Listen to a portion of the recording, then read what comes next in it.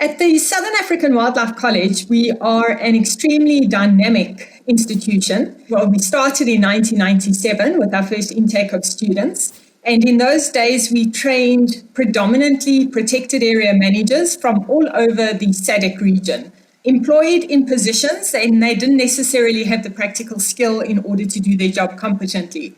So when the college started, we upskilled people to be more competent in protected area management.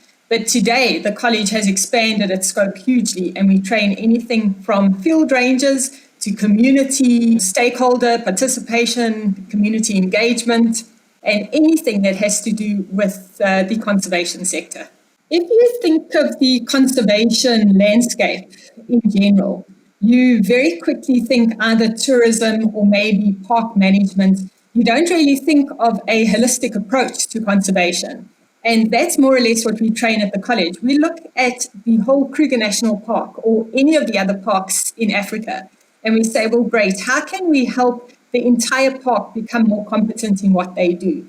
Inclusive conservation and a holistic way of thinking and making the right decisions is all about responsibility at the end of the day.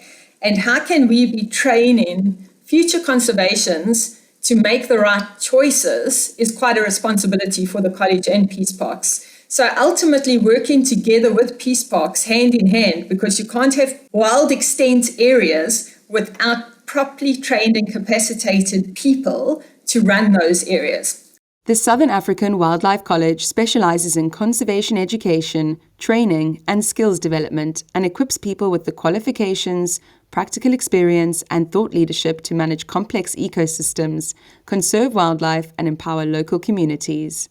The college is proudly supported by Peace Parks Foundation and WWF South Africa, who share the vision of building the capacity of staff in wildlife areas.